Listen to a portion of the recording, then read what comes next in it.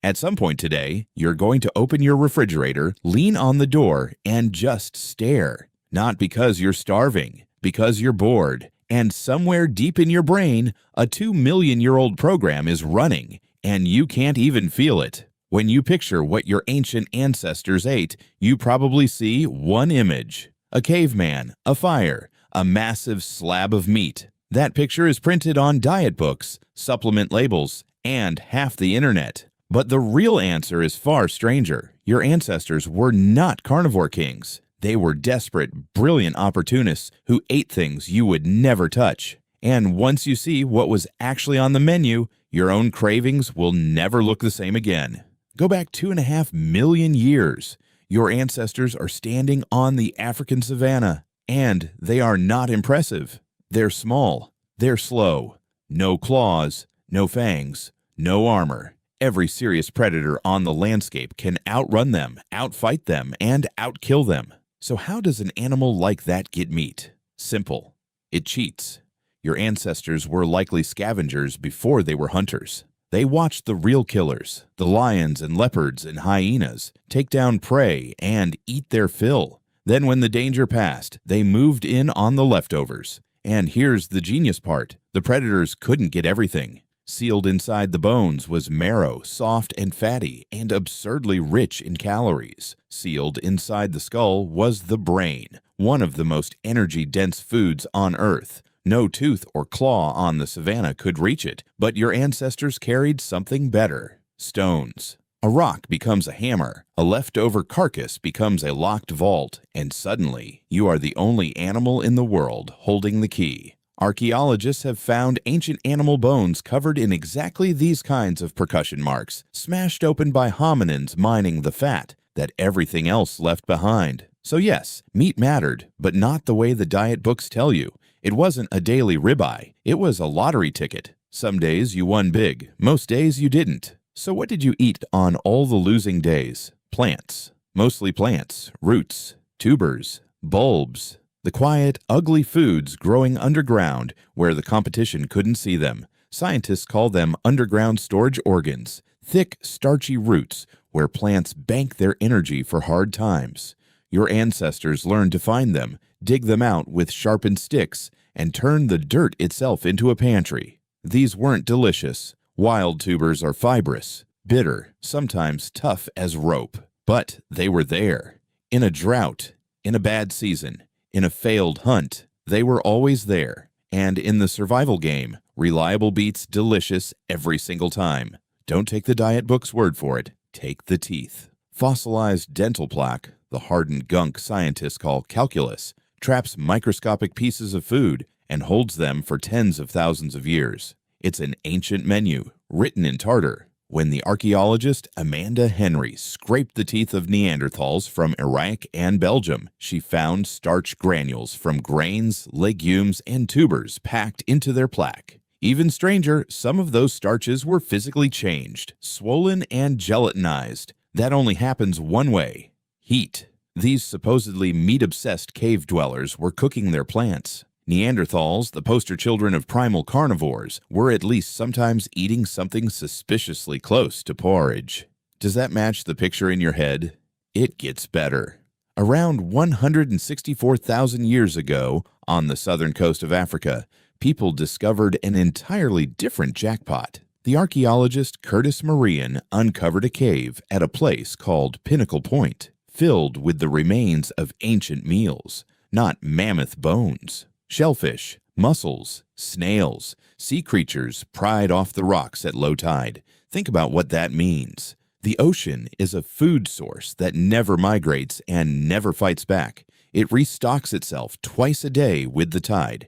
And shellfish are loaded with omega-3 fats, the exact building blocks a growing human brain is hungry for. While the cartoon caveman was supposedly wrestling giant beasts, some of your actual ancestors were calmly working a tide pool like a buffet. And the grains, the bread-shaped villain of every modern diet. Your ancestors were eating those long before farming existed. At a site in Israel called Ohalo 2, researchers found the remains of wild barley and wheat next to a grinding stone, 23,000 years old. That's roughly 10,000 years before agriculture was invented. Stone Age people were gathering wild grains, grinding them into flour, and likely baking something like flatbread on hot stones. The caveman was closer to a baker than you've ever been told. Then there's the food your ancestors loved more than anything else. It wasn't meat, it was honey. Scientists who study the Hadza, modern hunter-gatherers in Tanzania whose way of life echoes deep human history, keep finding the same result. When the anthropologist Frank Marlowe asked Hadza men to rank their favorite foods, honey came in first. Not meat, honey. In peak season, it can supply a serious share of their calories, and they will climb towering trees and brave furious bees to get it. They even have a business partner. A wild bird called the honey guide flies ahead of them, chattering, leading them to hidden hives. The humans crack open the nest and take the honey. The bird gets the leftover wax. A working partnership between two different species, built entirely on a shared sweet tooth. Your love of sugar isn't a modern weakness, it's ancient. The only difference is that for your ancestors, sweetness was a rare, screaming jackpot. For you, it's shelf number 4. And when the honey ran out and the hunt failed and the tubers were thin, there were always insects, grubs, termites, larvae, small packets of fat and protein that never required a spear and never ran away. To you, that sounds like a dare. For most of human history, it was Tuesday. But none of this, not the marrow, not the tubers, not the shellfish, is the strangest part of the story. The strangest part is what your ancestors did to their food before they ate it. They set it on fire. The Harvard primatologist Richard Wrangham has spent years arguing that cooking is the single most important invention in human history. Here's his logic. Raw food is expensive. Your body has to spend enormous energy chewing it, breaking it down, and digesting it. Chimpanzees can spend as much as 6 hours a day just chewing.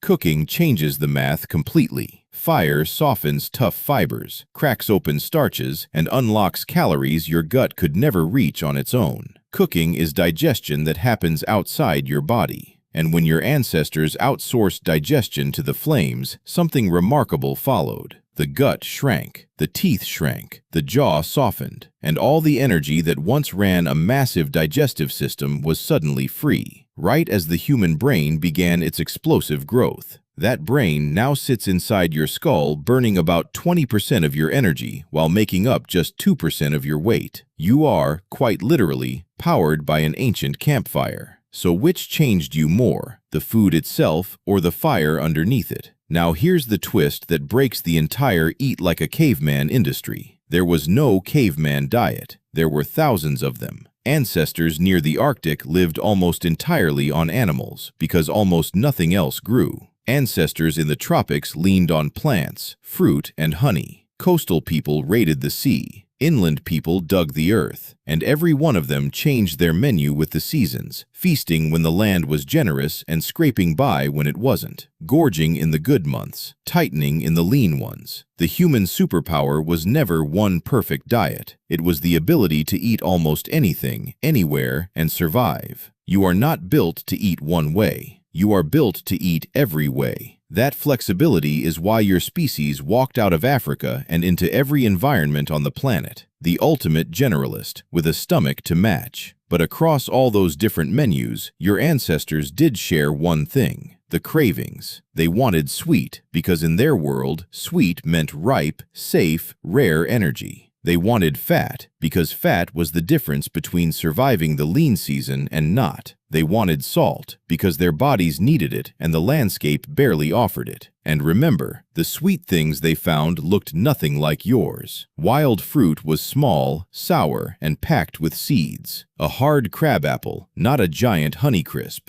A stubby green banana full of stones, not the soft yellow one on your counter. Even your produce aisle is an invention. Their cravings were brilliant survival software with one simple rule. When you finally find the jackpot, eat all of it, right now, because tomorrow it will be gone. For 2 million years, that program never failed. Then, in the last handful of decades, the world changed faster than any brain could. Because what is a supermarket, really? It is every jackpot your ancestors ever dreamed of. The honey, The fat, the salt, the ripe fruit, stacked to the ceiling, in every direction, available every single day, forever. The software hasn't changed, only the landscape has. So when you can't stop at one cookie, that isn't weakness. That is a flawless ancient program running perfectly in the wrong century. And here's the part almost no one sees coming. The scientist Hermann Ponzer measured the daily energy burn of Hadza hunter-gatherers, people who walk for miles, dig, climb, and carry, and compared it to the daily burn of office workers in modern cities. The totals came out nearly the same. Read that again.